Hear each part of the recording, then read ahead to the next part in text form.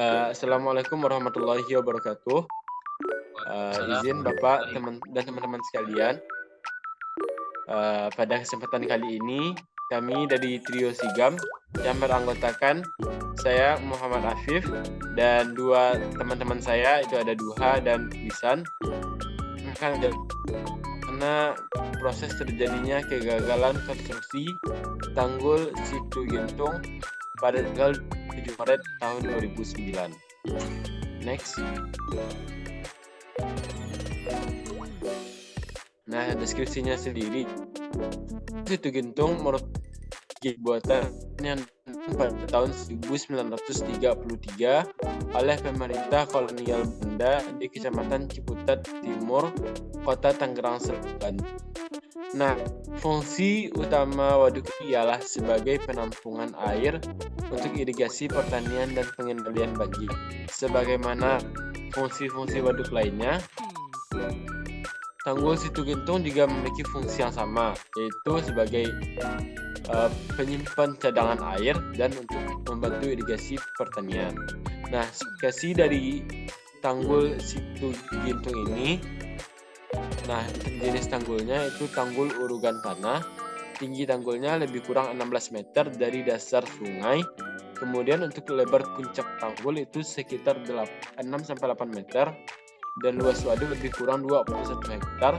Kemudian untuk kapasitas tampungan air yang mampu disimpan atau ditampung dalam Tanggul Situ Gintung itu sebanyak lebih kurang 2,1 juta meter kubik air.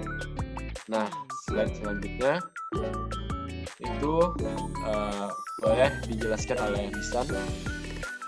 Terima kasih MC. Langsung saja saya jelaskan kronologi dari kejadian Tanggul Situ Gintung ini.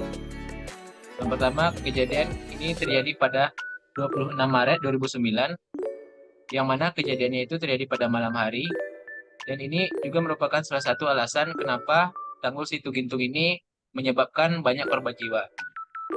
Selanjutnya, pada pukul 2 pagi, Tanggul Situ Gintung ini mengalami puncaknya, dan pada pukul 02.30 tanggul ini mulai jebol. Itu terjadi pada 27 Maret 2009.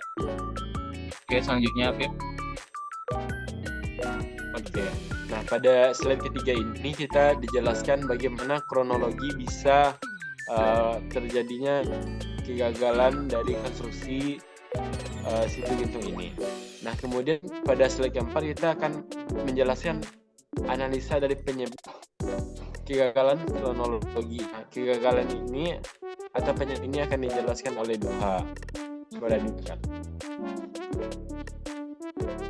Baiklah, adapun analisa dari penyebab terjadinya bencana ini, dari hasil investigasi ditemukan beberapa faktor utama yang menjadi penyebab jebolnya tanggul ini. Faktor-faktornya itu ialah struktur tanggul yang sudah tua dan tidak terawat. Usia tanggul yang sudah sangat tua dibangun sejak tahun 1933 tidak diimbangi dengan perawatan yang memadai. Kemudian curah hujan yang ekstrim pada saat hari kejadian. Hujan dengan intensitas yang sangat tinggi sebelum kejadian menyebabkan volume dan tekanan air di waduk meningkat drastis. Kemudian juga desain tanggul yang lemah.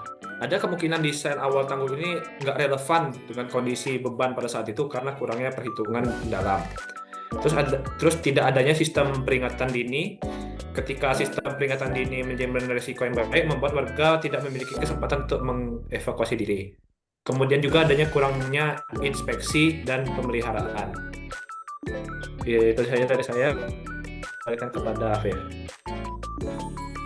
Nah, terima kasih kepada Duha yang telah menjelaskan bagaimana sih bisa terjadinya kegagalan konstruksi dari Situ Gintung itu sendiri. Nah, diantaranya itu ada curah hujan yang ekstrim, ada struktur tanggul itu sendiri yang sudah tua, ada kelemahan dari desain tanggul, kemudian ada kurangnya inspeksi dan tidak adanya sistem peringatan dini yang menyebabkan untuk bisa memanage risikonya. Nah, selanjutnya kita akan membahas dampak apa sih yang bisa disebabkan oleh kegagalan konstruksi ini. Nah, kepada Wisan boleh dijelaskan kembali, Wisan.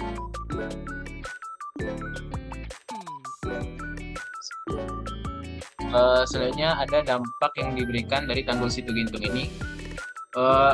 Pada saat ini, berdasarkan dari informasi yang kami cari, terdapat korban jiwa sekitar 99 orang, yang mana bisa dilihat pada grafik yang ditampilkan di PPT. Korban jiwa terdapat 22,4%, selanjutnya kerusakan infrastruktur sekitar 17,9%, selanjutnya sosial dan ekonomi 23,9%, dan biaya recovery dari Tanggul Situgintung itu sendiri sekitar 28,4%. Oke, terima kasih MC. Nah, dari dampak kejadian ini sendiri kita lihat sangat begitu besar akibat yang diberikan oleh kejadian kegagalan dari konstruksi Situgintung ini. Nah, kemudian pada pembahasan berikutnya kita akan menjelaskan bagaimana upaya penanganan yang bisa kita lakukan. Nah, itu akan dijelaskan kembali oleh Duha. Pada Duha disilakan.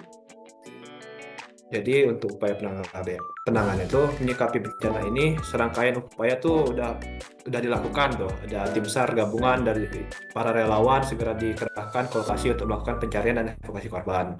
Terus pemerintah juga membentuk tim investigasi untuk menyelidiki penyebab pasti dari kegagalan konstruksi ini.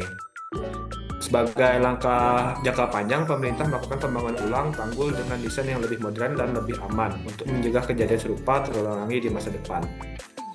Ya, itu saja yang bisa saya jelaskan. Saya kembalikan kepada Arif. Ya, itu semua ialah rangkaian bagaimana bisa terjadinya kegagalan konstruksi Tanggul Situgintung. Nah, dari awal sampai akhir kita sudah menjelaskan bagaimana kronologinya, bagaimana penyebabnya, dan apa dampak yang diakibatkan oleh kegagalan konstruksi ini. Nah, kita lihat sangat besar sekali dampak yang diberikan atau yang disebabkan oleh kegagalan konstruksi ini. Nah, kita sebagai seorang harus bisa menangani masalah kegagalan konstruksi ini. Nah, salah satu bentuk upaya pencegahan tersebut sebagaimana yang telah dijelaskan oleh Duha pada slide terakhir. Nah, mungkin itu saja yang dapat kami sampaikan dari trio Sigam yang terdiri dari Wisang, saya sendiri Afif, dan Duha. Kami ucapkan ribuan terima kasih. Dan jika ada pertanyaan, silakan ditanyakan di kolom komentar. Terima kasih. Kami tutup dengan wabillahi taufiq wal hidayah. Assalamualaikum warahmatullahi wabarakatuh.